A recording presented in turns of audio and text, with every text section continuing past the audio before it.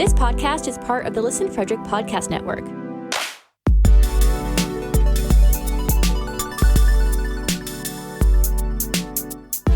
To learn more, visit listenfrederick.com.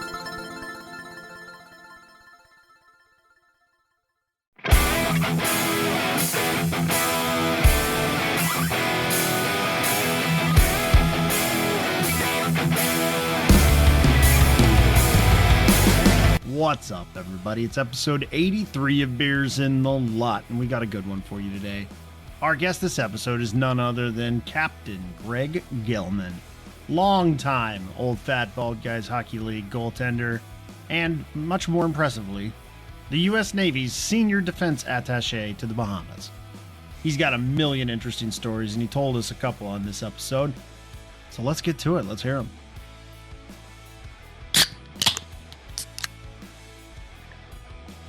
I feel like I should shake mine up and spray it or something there. Special occasion. I'm gonna bust out the koozie. Oh yeah. Oh yeah, I don't have a Beers in the Lot koozie. Feel free. Not yet. Not Will yet. soon. You will. Yeah, you'll have one right. soon. John, what you got? What you drinking tonight? I have a never expired beer in my home, a Miller Lite. Never expired. Because I'm So on solid. I'm on an expired beer boycott right now. So I am checking everything. What about you tonight, Aaron? I have. I was thinking, I'm going to get something, sort of in the theme of who we're going to be talking to tonight. I got a Wicked Weed Brewing Company, fresh pressed with mango, pineapple, and guava. I did not check the expiration date before purchase. I'm checking it now. This is not a new beer. This is not fresh pressed. This was fresh pressed in October of 2020. Oh, Aaron. So I don't think I'm going to be buddy. drinking the rest of this. I'm boycotting. Anyway, Oh, dude. I was trying to have a good beer for tonight. Whatever. All right. What do you got, Reese? So good friend of the pod, Gunnar, who is also a solid Old Fat Bald Guy player, hooked And me up. Discord contributor. And Discord guy. He's always in Discord too. Hooked me up with the Henderson Brewing Company out of Toronto. Somebody he knows up there sent him this stuff. They did a collaboration with the band Rush. So yeah, it's awesome. I love it. It's actually Is this Rush? yes. Is this Rush? Yes, you fucking idiot. Yeah, so it's pretty awesome. Canadian Golden Ale, another imported Canadian beer this week. So yeah, it's awesome. And Daniel has So Aaron dumped a box of beer on me because he doesn't like certain types of beer. So True for story. him tonight, I'm drinking So Fucking Sunny Hazy Pale Ale by Payette Brewing Company. Oh yeah. It's pretty good, actually. I'm not checking the expiration. It For might for be. one, I can't find might it. Two, I don't want it to ruin my beer.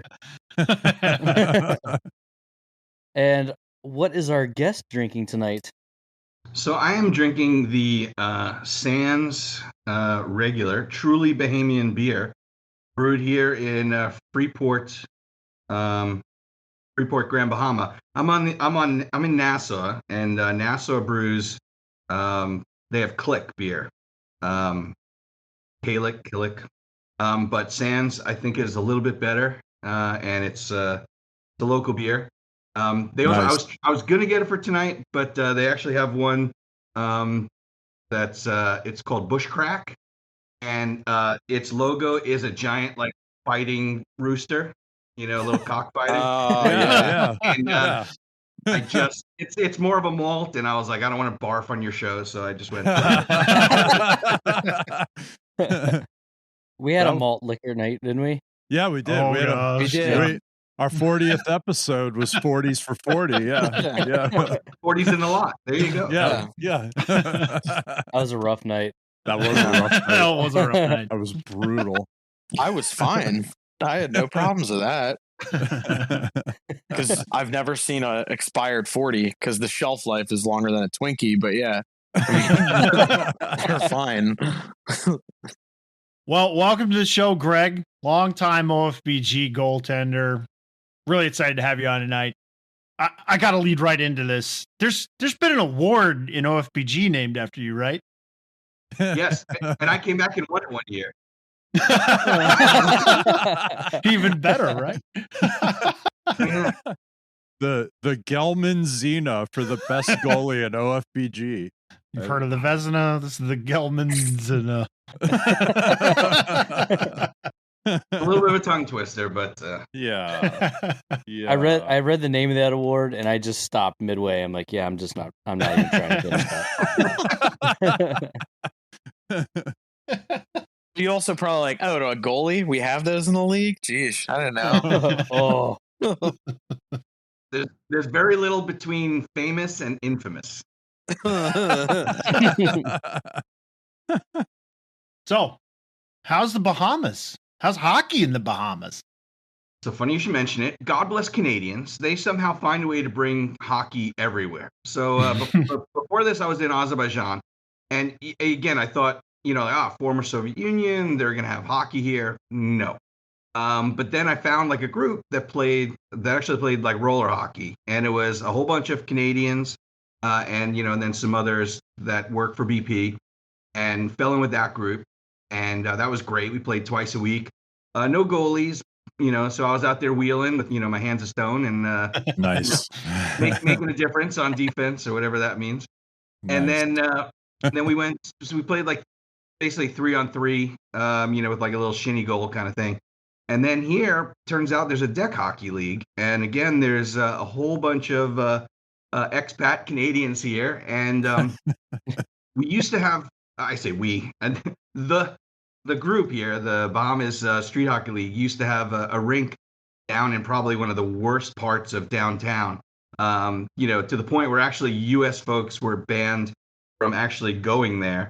A little bit of problem with crack whores and stuff like that, but it's like normal, what Canadians call normal ban. Right? So they had the guy that ran the place and had like a little bar there. He wanted to overcharge this year.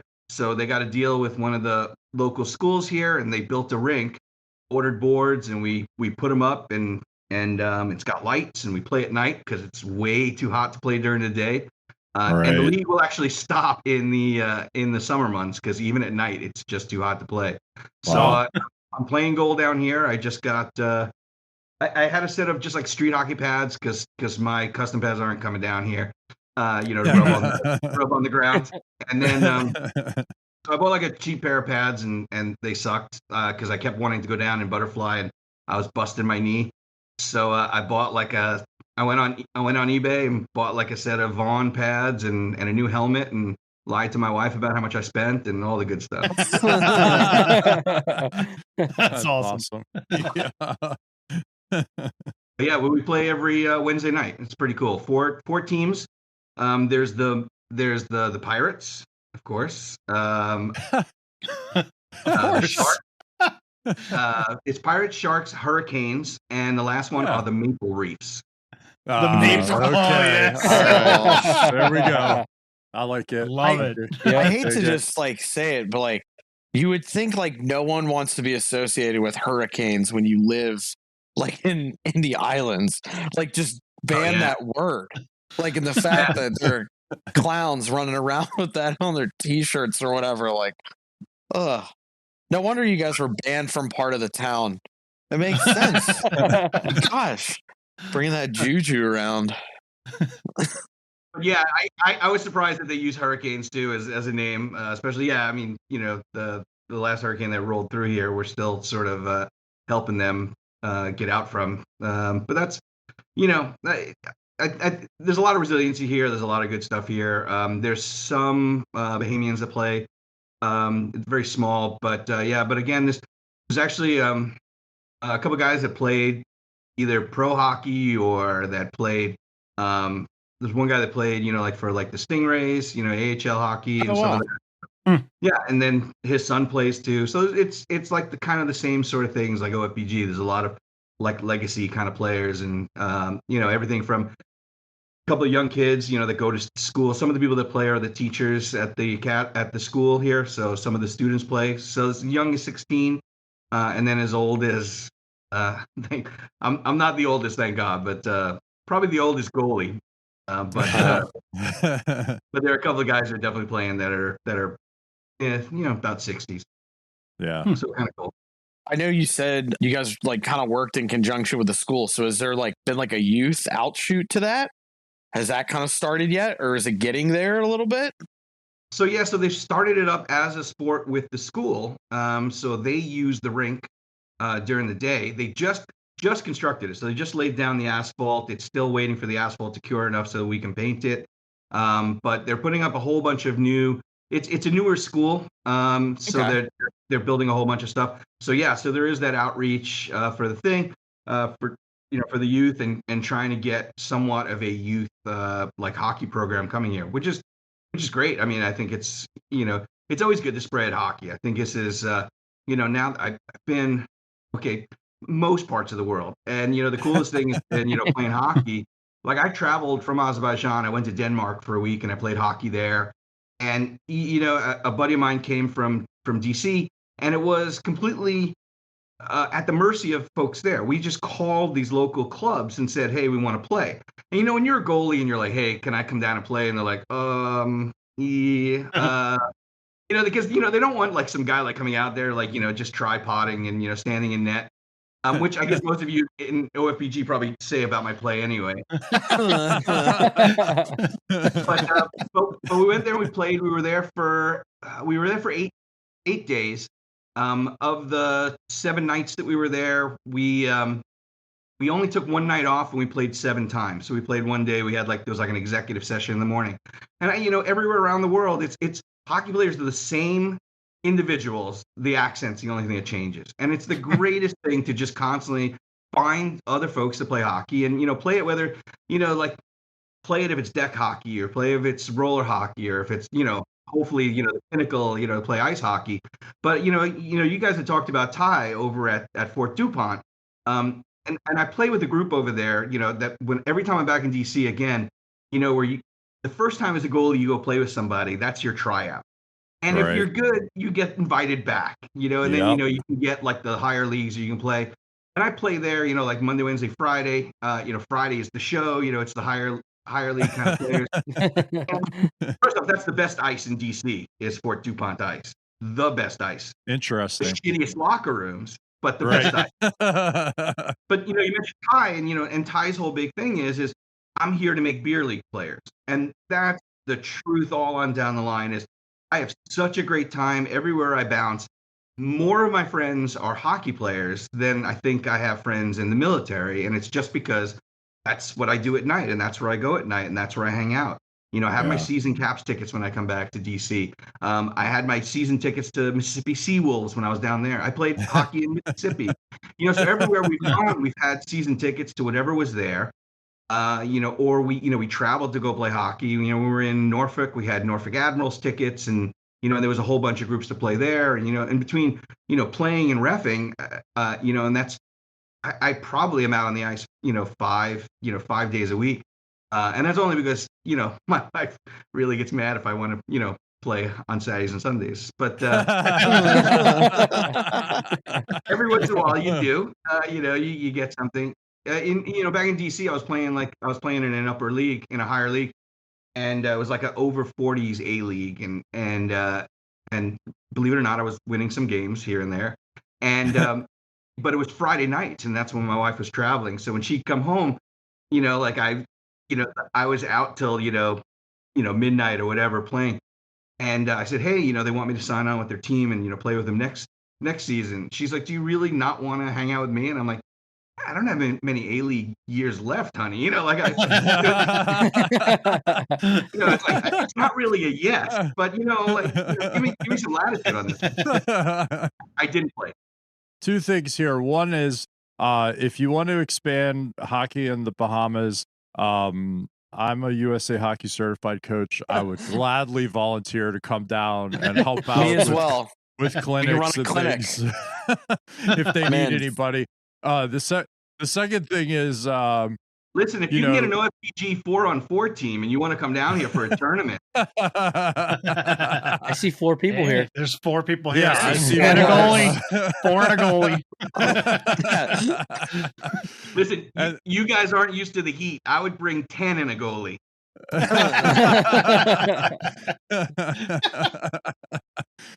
And then the second thing is, we've kind of danced around you traveling around the world and everything, but we haven't fully explained to folks that all the OFBGers that listen to us will know that you've been in the Navy for what, 27 years now. Yeah, coming up on, yeah. Right. So Captain Gregg Gellman. Right, Captain Gregg Gellman, U.S. Navy. Right. I was at the promotion ceremony. He has, the 4 bars. He is a captain. I saw it. I ate the cake. I got some of the cake on my blazer. I got the cake. Amen.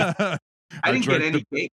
You didn't? No, I was so busy talking with everybody, and I turned around. I'm like, oh, and they're like, oh, we already gave it to the midshipman. I'm like,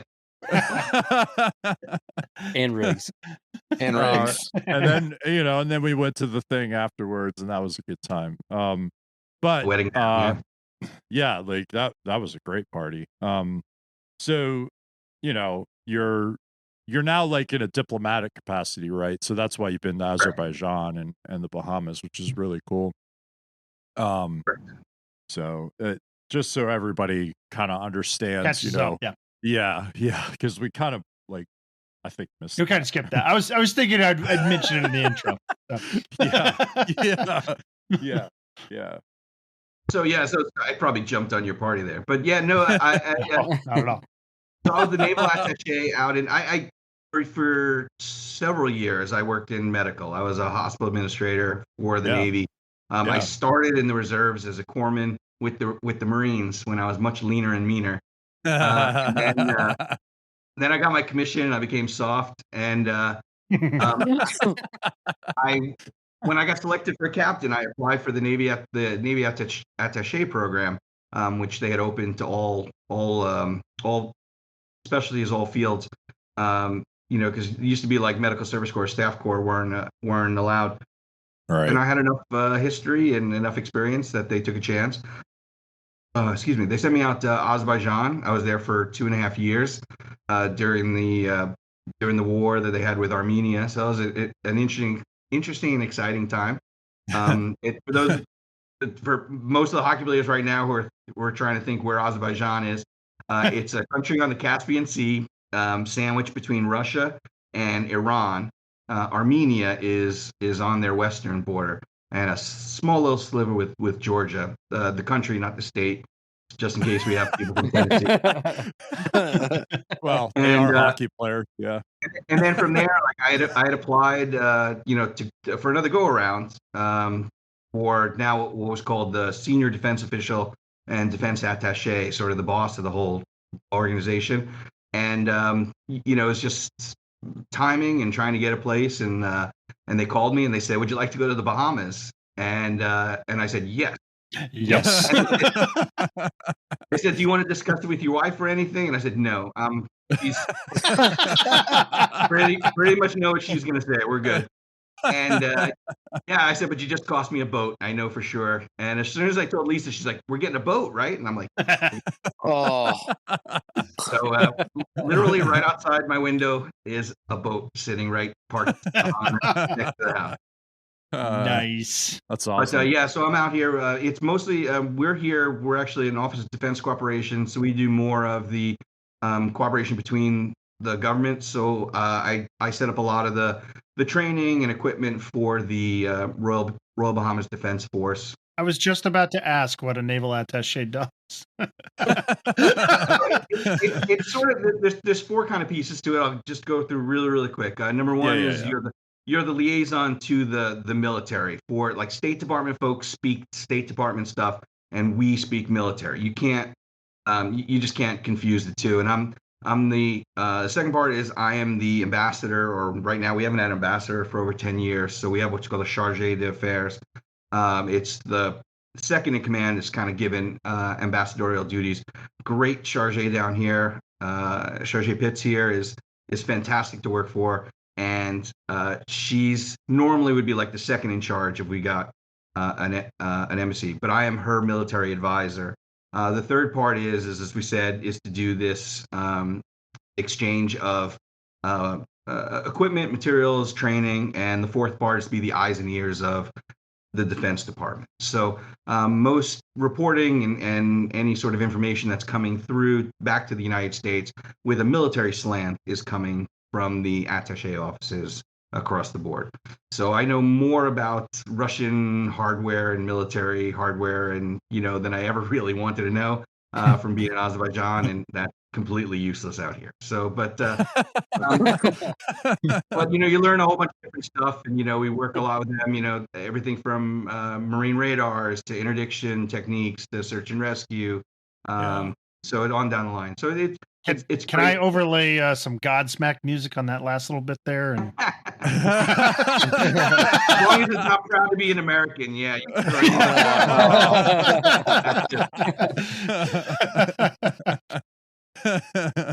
No, that's awesome stuff. That's awesome. That's kind of like what I wanted to hear about was and to share with folks, that I think like in our circle of like hockey friends and in our hockey community, there's so many people that do so many different things that's very interesting. And it's very like diverse. We have a lot of folks that come from that military background and have done all kinds of different things. And we have folks that work in the hard sciences and doing really like incredible research on some different things and all kinds of stuff going on. And, like John sells building products and stuff like that. Like it's all a lot of it's us. It's like all this different stuff, and 60% IT. I think right. The podcast is 60% IT, right? So I think that it's important for all of us that are in hockey to like remember and like reach out to each other and talk about those things, because you're going to hear some really, really interesting stuff from the people that you see every week, at your weekly games and all that stuff. Yeah. So that's awesome. Thank you for sharing that. I'm gonna jump on that a little bit too. When you're back in DC, you have some other things that you're in as well. Yeah. So I'm a captain in the fire department as well. So I'm with the I've been with the Montgomery County Fire and Rescue for years. Actually, first time I was with the OFBG, and it was its original sort of offshoot. I was living in Germantown, riding with Germantown Fire Department, Station 29. And then I was with them for 4 years. Then I came back to DC. I was in Arlington. So I got a chief brought me to another fire station, Glen Echo Fire Station, Station 11. Love those guys. Still a member there. I'm on military leave. I just sort of disappear every once in a while for 3 years at a time and come back. COVID was kind of weird because when I came back, I wasn't allowed to come back to the station. And then I'm wearing Chesapeake Fire. So when I was down in the Norfolk area and when I was down in Chesapeake, I rode with Chesapeake Fire. And again, still, just tons and tons of friends, that are firefighters. And again, there's overlap. There's a lot of firefighters that play hockey. So you kind of see all those guys going out and doing that. But yeah, that is my secret life. I've been a paramedic since '92. And that's a weird, that's a weird arc as well. I worked at my university as an EMT for the local ambulance, and then I graduated, and much to my parents' chagrin, I stayed a year to go get my paramedic, because that's what they paid, $100,000 for me to go do after college, was to go to community college.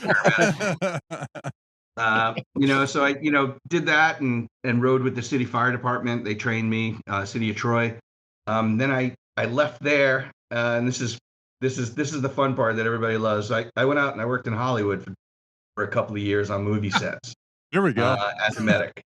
And so I had a friend that was going to UCLA, and I said, I'm coming out there to live with you, and I'm going to work on movie sets. And he's like, yeah, because nobody else is coming to LA to work on movie sets. And so I worked on a couple of movies and a couple of shows, and I was actually working on a show with Bo Derek called Shattered Image. It was a made-for-TV movie, and a bunch of the guys that were there were like, "Hey, we're going to go work on this show, Mighty Ducks 2," and I'm like, "What? What show?" They're like Mighty Ducks 2, and I'm like, here's my resume, here's $20, whatever you need to do. Like, I'm not shy, get me on that show. And then they called me actually to go work on the show when they were filming the scenes at the pond in Anaheim, the big the big building. Yeah. And so not to ruin it, but they filmed that actually out of sequence. Sorry, guys. Yeah. I get it. But they were filming that, and the medic that was on it, one of the kids fell and hit their head, and they called for the medic, and the medic was like, "I'll be right there."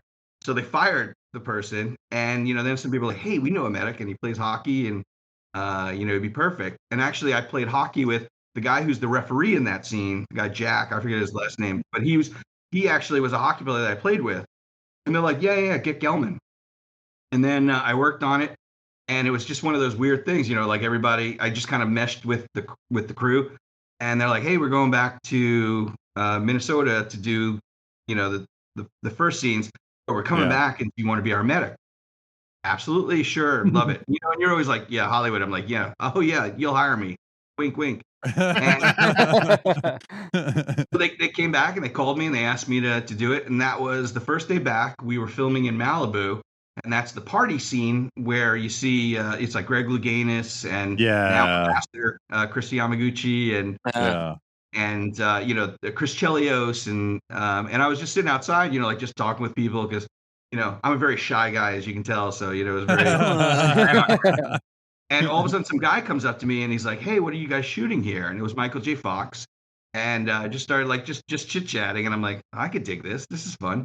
And that night they said we're going to be a union show. We're going union. And I'm like, oh, great, I'm fired. Because I wasn't union. And they said, no, because you worked today, you're grandfathered in. So I got my 30 days union off that show. I was trying to join the local out there, and then so I did that for like 2 years, and then I left, came back to DC. But I still belong to the union. I belong to the IA, International Ice Theater and Stage Employees, the local out of Baltimore, local 487. Yeah. That's fantastic. That is awesome. That is so cool. So before I went to Azerbaijan, I got a phone call, and they're like, "Hey, are you interested? We got like a couple of weeks, a couple of days, whatever, shooting." And it was like the day I was leaving, and I'm like, no, I can't make it. What's it for? And they're like, "Oh, Wonder Woman." I was like, "Damn it!" It happens. Yeah, but I'm still a card carrying member of the union, and I was just looking around to see if I had one of my cards around here. That's fantastic. That's amazing.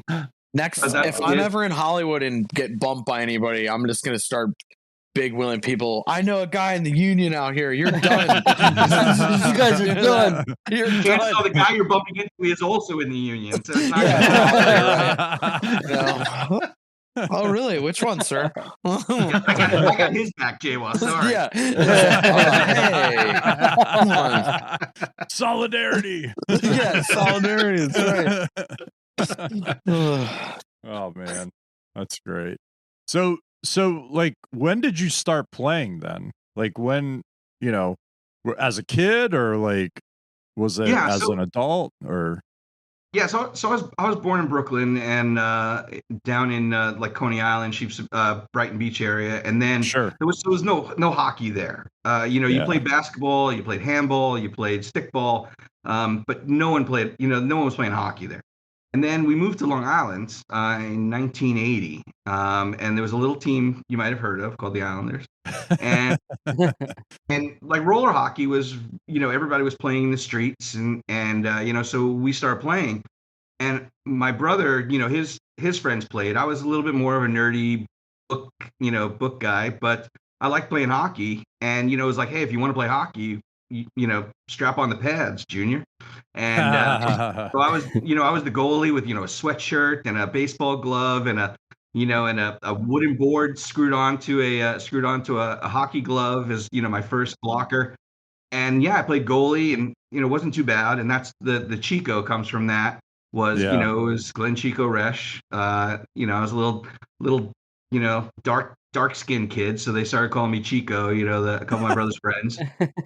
And I just played goal. But when I went to college, I could ice skate. We had, but I was probably one of the only high schools in Long Island that didn't have Hewlett High School. We didn't have ice hockey and we didn't have lacrosse, which for Long Island is very rare. Which is kind of weird because I definitely would have played, both. But I played roller hockey all through high school whenever I could, and and rollers and ice skated.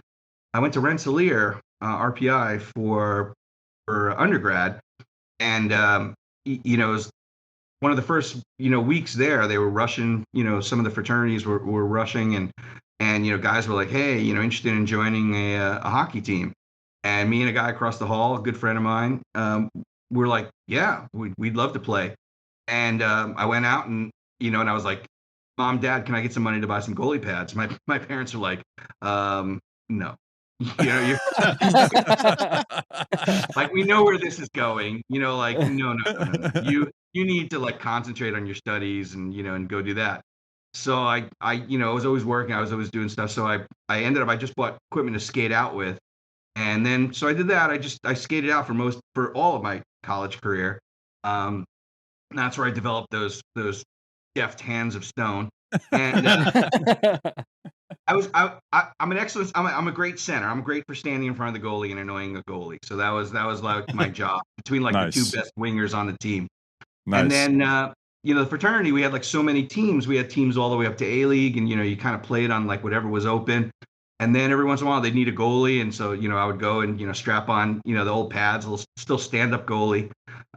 But it wasn't until actually I came back to DC when I was living in Germantown and I found Team Russia.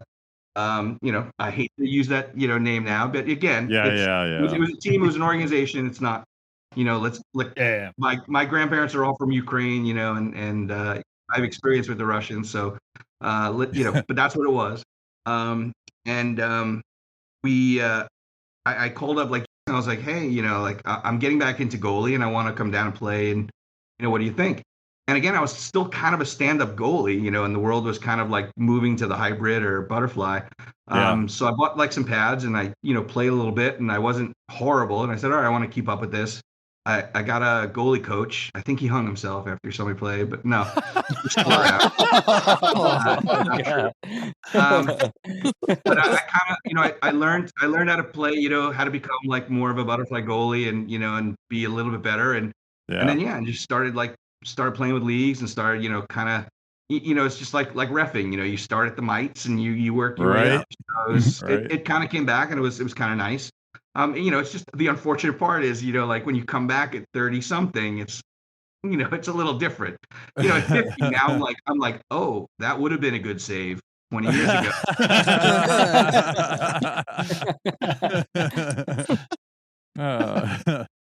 That's great. But OFBG basically was how I got back into playing goal, and and then like I just went on eBay and bought like a cheap set of stuff. Bought like a helmet that every time I got hit, like I basically had like 45 seconds of memory loss. And then, now you're buying custom pads and, getting I'm on my third mask with the custom paint job and all that sort of stuff, I look good, at least. Yeah. Hey, Look man. good, feel good, play good. You look good in pictures, right? So that's all that counts. Every picture I show, people are like, what's happening there? I'm like, I'm making a save. That's what I'm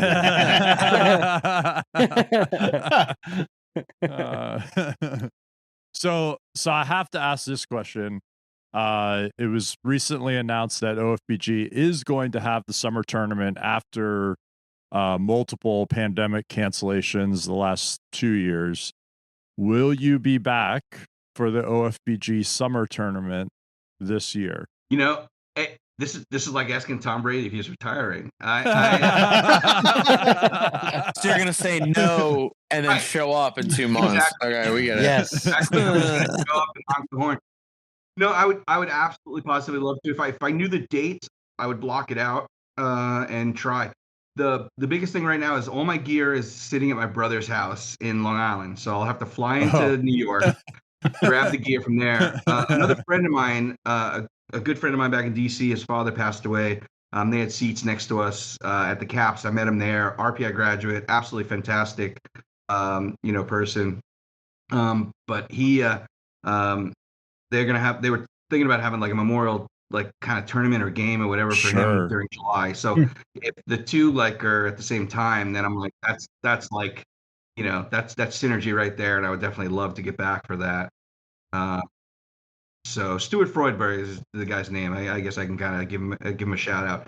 Absolutely one of the nicest people I've ever met. Just had like a long battle with cancer and just was really, really big in the DC area, and also big with the Fort DuPont rink. So just if I can get back to play hockey for that and also get back, because I've flown back to play in OFBG multiple times. So yeah.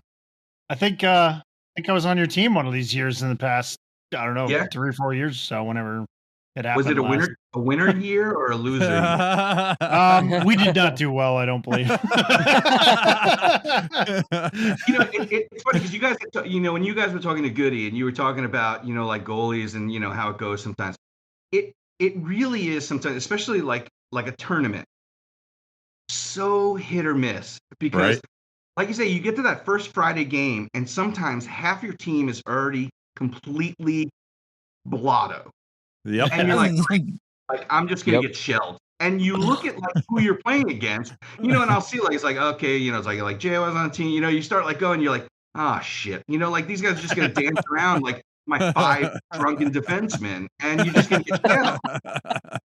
And it's like, like you can make like save 1 and save 2, but when save 3 goes in, you're still the GOAT. Like, fucking Gellman can't get that fucking puck. And you're like, and that was the 8th shot by 5 of their guys that were standing over me.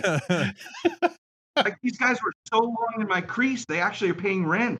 And the worst thing about that Friday night game too at the tournament is it's always like if you're the goalie getting shelled and you're like, hey guys, like I need a little bit of help, and like your buckled teammates like, what are you talking about? I was throwing pucks up all the time. I was saucing it. And you're like, dude, you were throwing them at me. Like you weren't even putting it in the right direction of the play. You idiot. No, the key there is you have to understand who's on your team and who played golf on Friday before the Friday game. At the golf tournament.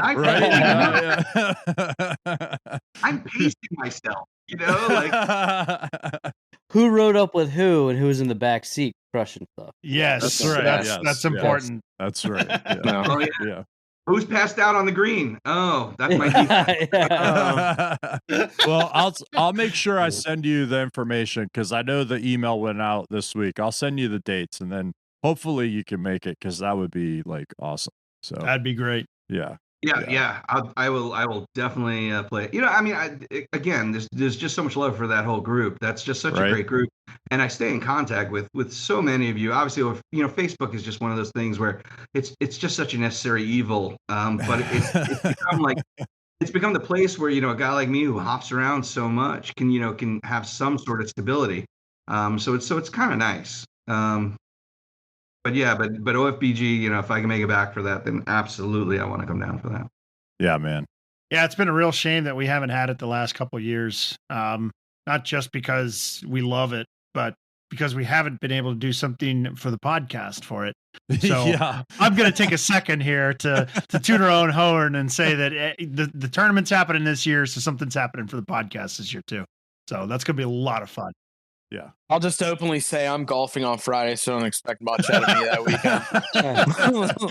weekend. Aaron likes to take naps, so I do like to take naps in the locker room. There's just sort of there's only like the one thing about the OFBG, and again, this is maybe an unpopular sort of opinion, but I don't have kids, and the one thing about the OFBG, it was great when it was an adult tournament. Yeah. And I'll leave it there. Like my issue is, and I have no problem because you know how I operate. But like, if there's a kid who's going to try hard, I'm totally fine with that. Like, you want to do that. But my thing is, if there's a certain child who has the same stick habits as his old man, I'm going to treat him exactly as his old man. And that's what aggravates me, because then you get painted the bad guy because you're doing the same things as if the old man's doing it. It's an adult term. You show up to an adult term and you're going to get treated like an adult. That's the way I look at it. It's exactly, yeah. It's like going to stick and puck. To me is the worst invention for goalies ever. Oh yeah.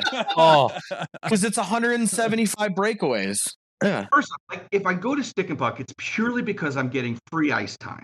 Okay. And Right. I will try my hardest to go with a friend so that I have someone to work with and someone to play with and someone to protect me. Because otherwise, you're like the child magnet. Every kid wants to like skate on the goalie. Mm-hmm. Yes. And the 8th or 9th time that you stuff an 8-year-old, you're starting to reevaluate your life choices. You're like, am I supposed to be letting this in? Am I supposed to be nice to the kid? His dad's looking on from the sidelines, like maybe I should get the kid like a tennis racket, like But like if you let the kid score, he wants to keep like going, and then you get this, you get the little punks. And I remember, somebody, Johnny. When they were like little young high school punks, and they come in and they skate fast and they dance around. Yeah. And I'm good with that, as long as, again, you play hard and you're playing at the level. You just have fun. I'm always good. Yeah. But it's when they do like, the quarter speed quadruple deke, and then they try the mission, they start doing stuff. Yeah. And that and then they're like 2 feet away from you and they rifle a slapper that goes like over your shoulder. Yeah, that to me is just. Yeah, and you're like, at what point when I'm tripping a 16-year-old is that not gonna get me right? Yeah, exactly. Oh no. Well, Captain Gregg Gellman, thank you so much for coming on and talking with us tonight. This has been great. We wish you the best. Maybe we can take you up on a trip out on that boat. Eric's got his PFG gear on. I mean, Come on, look. I'm We're ready to I'm angle. I'm ready to go fishing here. But for real, Greg, this has been great. This has been awesome. Hopefully you can make it to the summer tournament this year too. That would be awesome too. Looking forward to it. Thank you so much for having me on. Great to see you guys again. Again, I listen to Beers in a Lot every week. So it's great because it really is one of those things where it kind of grounds me and pulls me back to a lot of great memories. And and I know exactly who most of you guys are talking about when you. That's right. Oh, I love it. Thank you so much for all that. Good. yes, thank you so much. Thank you. It's been great. That's awesome. Thanks, brother. All right. Once again, another big thanks to Captain Gregg Gellman for spending some time with us to record this episode. This was a blast. It's always great to talk to another OFBGer, and Gellman is certainly one of the more interesting characters from our league. So another big thanks to him for bringing some of that content out of the lot and into your ears on this podcast. And you heard him. He listens to Beers in the Lot every week. So should you if you're not already. So should your friends, your teammates. Tell them about us. And then come tell us about it. Here it comes. Go to beersinalot.com/Discord and jump into our Discord server and jump in that conversation and tell us what you think. Even if you don't, though, thank you for listening. We really appreciate your support. And we'll see you next week with another episode. Later.